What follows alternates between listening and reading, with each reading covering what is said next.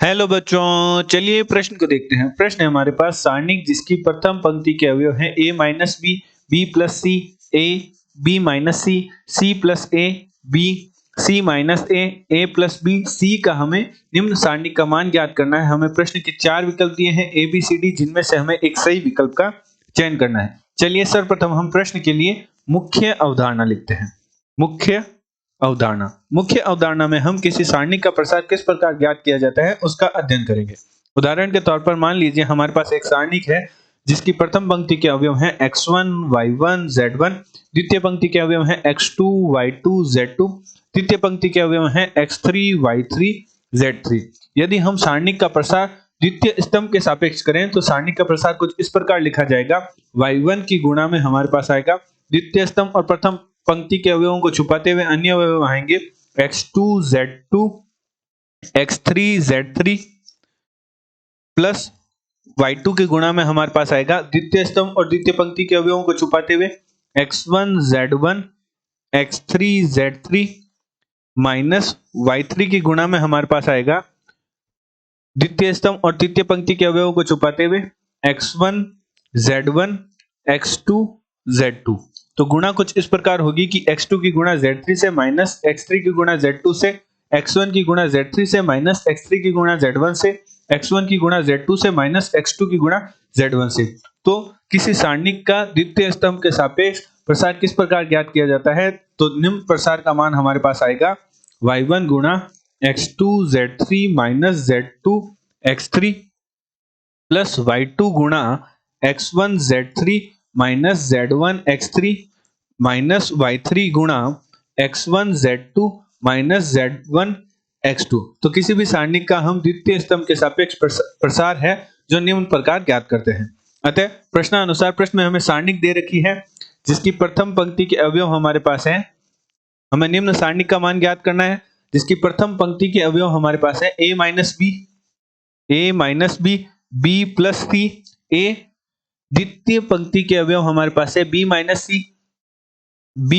C, c plus a, b, तृतीय पंक्ति के अवयव हमारे पास है c minus a plus b और सी। तो हम किसी भी सारणी का प्रसार सीधे ही ना करकर सर्वप्रथम हम संक्रियाओं की सहायता से प्रयास करते हैं कि हम अधिक से अधिक अवयवों को शून्य बना सके। तो हम संक्रिया लगाते हैं, प्रथम स्तंभ पर संक्रिया लगाते हैं, प्रथम स्तंभ माइनस द्वितीय स्तंभ, और द्वितीय स्तंभ पर संक्रिया लगाते हैं द्वितीय स्तंभ माइनस तृतीय स्तंभ, द्वितीय स्तंभ प्लस तृतीय स्तंभ करते हैं, जिससे निम्न संक्रियाओं से हमारे पास जो सारणिक प्राप्त होगी। चूंकि हमने प्रथम और द्वितीय स्तंभ पर संक्रिया लगाई है, तृतीय स्तंभ पर कोई संक्रिया नहीं लगाई, तो सर्वप्रथम हम तृतीय स्तंभ के अवयव लिख लेते हैं जो कि हैं ए, बी और सी। प्रथम स्तंभ पर हमने संक्रिया लगाई प्रथम स्तंभ माइनस तृतीय स्तंभ, तो प्रथम स्तंभ के संगत अवयवों को तृतीय स्तंभ के संगत अवयवों से घटाने पर हमारे पास प्रथम स्तंभ के अवयव प्राप्त होंगे। A minus B minus A करेंगे तो हमारे पास प्राप्त होगा minus B, B minus B करेंगे तो हमारे पास प्राप्त होगा माइनस सी, सी माइनस सी करेंगे तो हमारे पास प्राप्त होगा माइनस ए। हमने द्वितीय स्तंभ पर संक्रिया लगाई है द्वितीय स्तंभ प्लस तृतीय स्तंभ, तो हमारे पास द्वितीय स्तंभ के अवयव प्राप्त होंगे ए प्लस बी प्लस सी, ए प्लस बी प्लस सी, ए प्लस बी प्लस सी। जहां से हमें देखने को मिल रहा है कि द्वितीय स्तंभ के अवयव में हमारा a प्लस बी प्लस सी जो है वह उभयनिष्ठ आ रहा है, और प्रथम स्तंभ से हमारा माइनस का एक उभयनिष्ठ आ रहा है। तो इसे सारणिक के बाहर निकाल लेते हैं, जिससे हमारे पास सारणिक के बाहर तो हमारे पास आ जाएगा minus a plus b plus c, और सारणिक के अंदर हमारे पास प्रथम स्तंभ में हमारे पास बचेगा वह बचेगा बी सी ए। द्वितीय स्तंभ में हमारा a प्लस बी प्लस सी उभयनिष्ठ आ गया तो एक एक एक बचेगा, और तृतीय स्तंभ हमारा था a बी और सी। अब हम संक्रियाओं की सहायता से शून्य बनाने का प्रयास करते हैं। तो प्रथम पंक्ति पर हम संक्रिया लगाते हैं, प्रथम पंक्ति माइनस तृतीय पंक्ति करते हैं, एवं द्वितीय पंक्ति पर संक्रिया लगाते हैं द्वितीय पंक्ति माइनस तृतीय पंक्ति करते हैं। तो चूंकि हमने प्रथम और द्वितीय पंक्ति पर संक्रिया लगाई है, तृतीय पंक्ति पर कोई संक्रिया नहीं लगाई, तो सर्वप्रथम हम तृतीय पंक्ति के अवयव लिख लेंगे। हमारे सारणिक के बाहर मान था minus a plus b plus सी। सारणिक तृतीय पंक्ति पर कोई संक्रिया नहीं लगाई, तो सर्वप्रथम तृतीय पंक्ति लिख लेते हैं ए, एक और सी। द्वितीय पंक्ति और प्रथम पंक्ति पर हमने संक्रिया लगाई है, प्रथम पंक्ति पर संक्रिया लगाई है प्रथम पंक्ति माइनस तृतीय पंक्ति, तो प्रथम पंक्ति के संगत अवयवों को तृतीय पंक्ति के संगत अवयव से घटाएंगे तो हमारे पास प्राप्त होगा बी माइनस ए, एक माइनस एक शून्य, ए माइनस सी। इसी प्रकार द्वितीय पंक्ति माइनस तृतीय पंक्ति करेंगे तो सी माइनस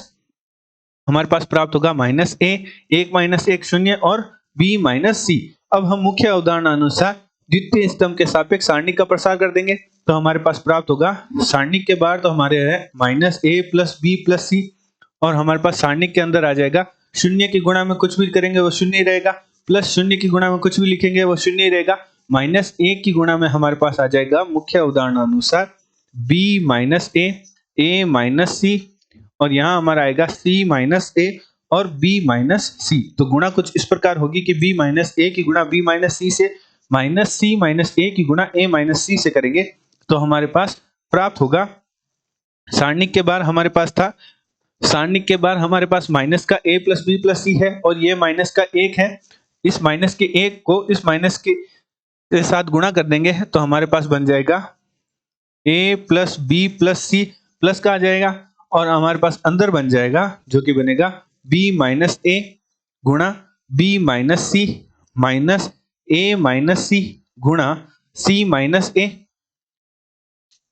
तो a माइनस सी को यदि हम लिख दें c माइनस ए माइनस के साथ तो हमारे पास कुछ इस प्रकार लिखा जाएगा a प्लस बी प्लस सी, गुणा करते हुए हम लिखते हैं b, प्रथम दो पदों की गुणा करते हैं अर्थात b माइनस ए की गुणा b माइनस सी से करते हैं तो हमारे पास बनेगा b का वर्ग minus b c minus a b plus a c minus a minus c से c उभयनिष्ठ निकाल लेते हैं तो यहाँ c प्लस हो जाएगा और हमारे पास बन जाएगा c माइनस ए का वर्ग। हल करते हैं तो हमारे पास प्राप्त होगा a प्लस बी प्लस सी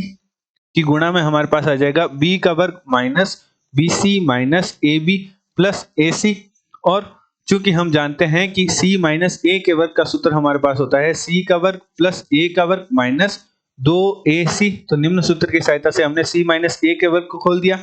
तो हल करने पर हमारे पास प्राप्त होगा a प्लस बी प्लस सी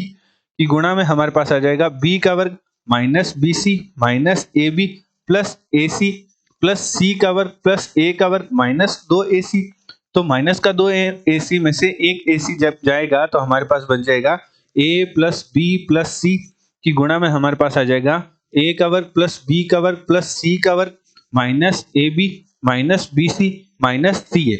तो यहाँ हमारा एक सूत्र लग जाएगा कि a plus b plus c की गुणा में जब a का वर्ग प्लस बी का वर्ग प्लस सी का वर्ग minus a b minus b c minus c a होता है तो इसका मान बराबर होता है a का, इसका मान बराबर हमारे पास होता है, इसका मान बराबर होता है a का घन प्लस b का घन प्लस c का घन माइनस 3abc के। तो यहाँ हमारा सूत्र लग गया कि